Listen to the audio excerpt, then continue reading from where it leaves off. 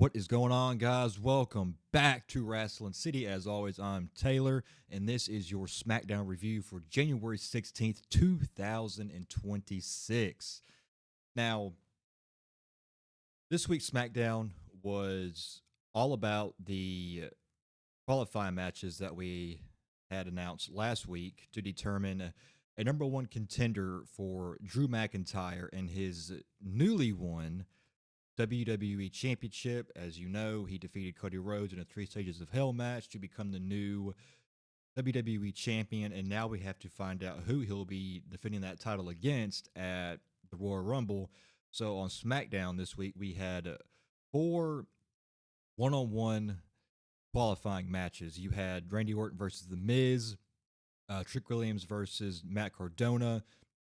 Then you had Sami Zayn versus Ilya Dragunov in the main event, and then you had Solo Sikoa versus Damian Priest. Um, that's pretty much what the entire show was about. I mean, outside of that, I there wasn't really much that I cared about outside of those four matches. Now, the four matches were fine. I think Sami Zayn versus Ilya Dragunov was by far the best match out of those four. That was the main event, and I think it deserved to be in the main event. But I mean, we all knew who were going to win these qualifying matches. I mean, first off, you had Randy Orton versus The Miz. I don't even know why The Miz was in this tournament or this mini tournament, I guess you can call it.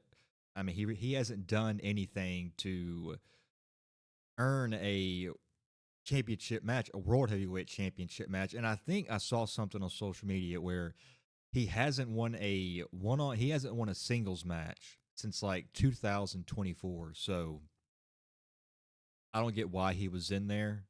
It made no sense to me, but Randy Orton took care of him and he's moving on to Saturday night's main event. Then you had Matt Cardona versus Trick Williams.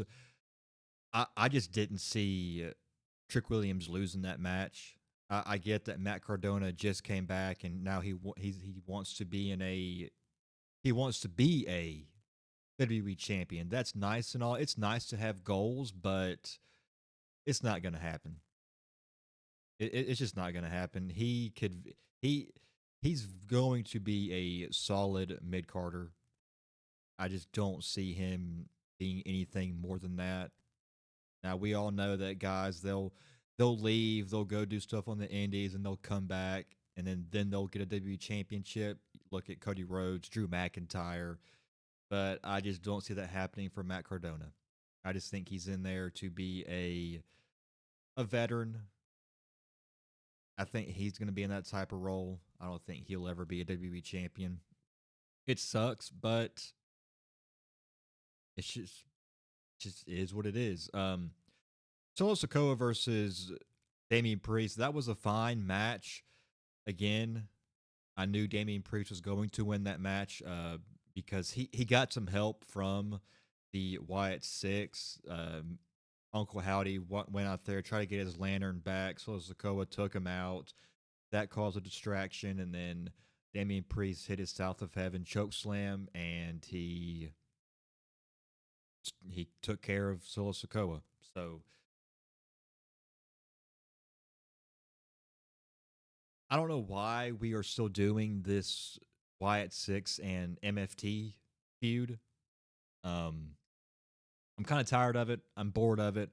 I wish they'd wrap it up. I know next week we have a tag team championship match. The Wyatt Six are defending their tag team championships against the MFTs. I don't know which two member it is. If I had to guess, it's probably going to be Tama Tonga and Tonga Loa. That's usually who are in these tag team championship matches for the MFTs. I'm gonna be honest with you. I completely forgot that the Wyatt Six were the tag team champions.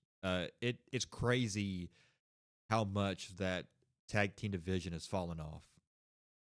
You know, just over the summer last year, I mean, we had like five or six teams going after those tag team championships, and where are the Street Profits at? No one knows where the Street Profits are. It looks like WWE just didn't want to use them on this European tour. Hopefully, when they get back to the States, they start using the Street Profits. they are too good to be left off TV, and I don't get why we aren't showcasing them a lot more. They are probably the best tag team on that roster outside of maybe Fraxium.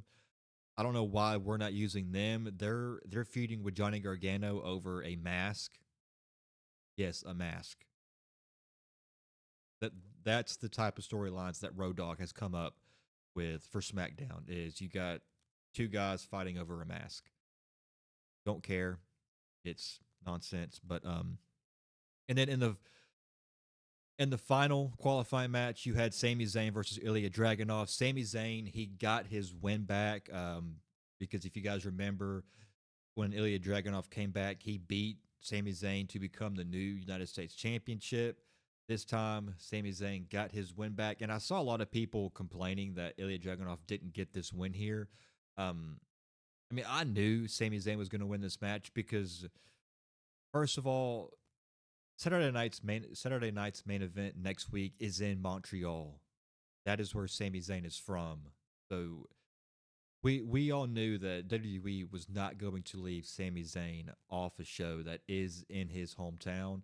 And I am predicting right now that Sami Zayn is going to win that Fatal 4-Way match and go on to challenge Drew McIntyre at the Royal Rumble because Sami Zayn is also incredibly over in Saudi Arabia. So you already know they're going to want that.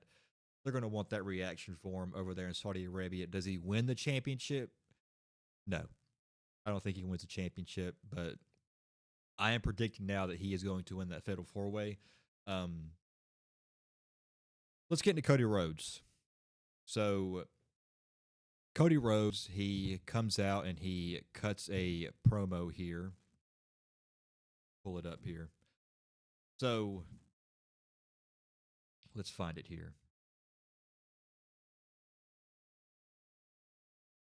Where's it at? All right, here we go. So he's standing in the middle of the ring and he's listening to the fans.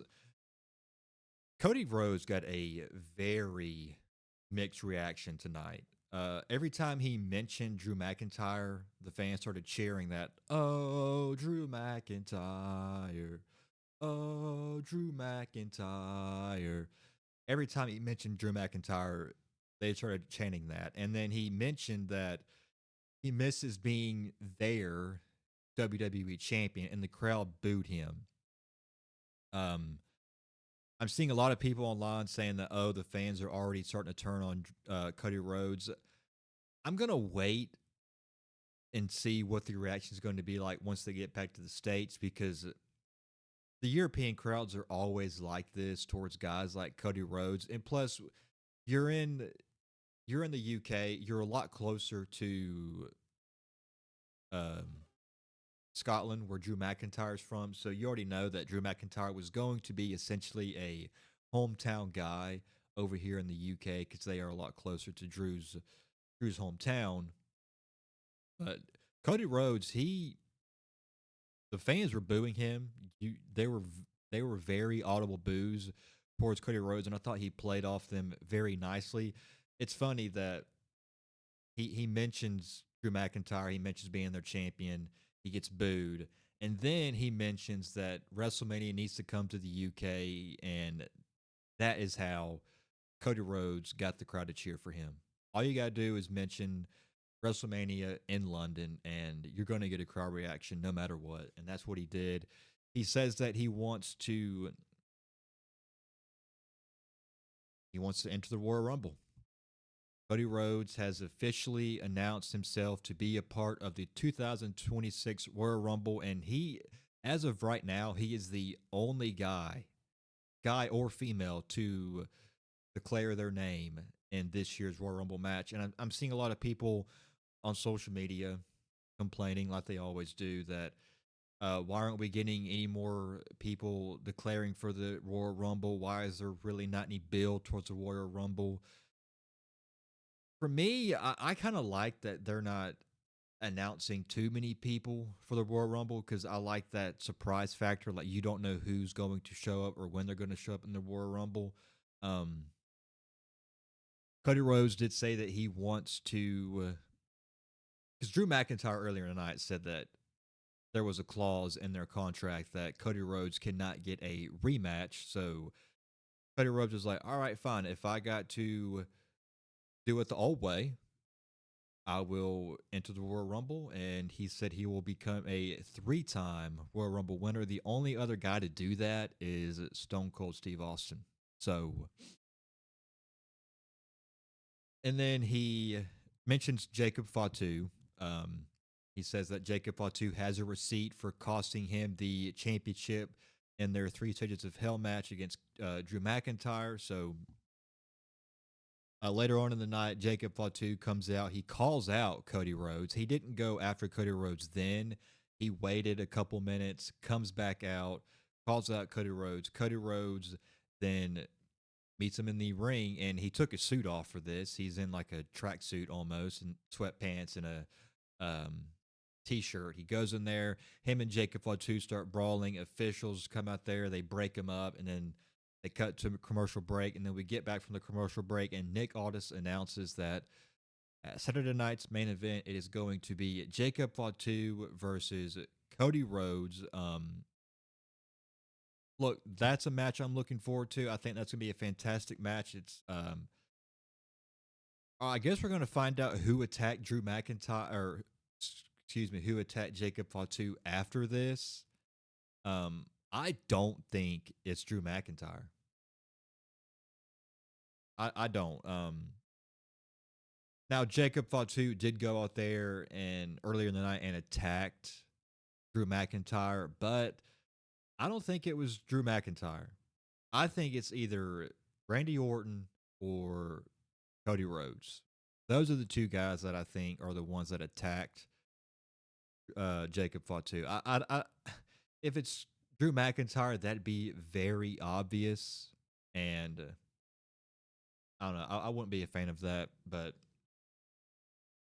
I mean, outside of that, that's pretty much what SmackDown was. It was just the 4 qualifying matches to determine the Fatal 4-Way match at next week's Saturday night's main event. So the people that are going to be challenging in that Fatal 4-Way are Randy Orton, Rick Williams, Sami Zayn, and Damian Priest. So those are the 4 names. Outside of that, we had a U.S. title open challenge match. You had Carmelo Hayes versus Leon Slater. He came out to challenge the U.S. champion Carmelo Hayes. I guess they did this because he is from the UK, so he was able to wrestle in front of his hometown. That was nice. It was a fantastic match too.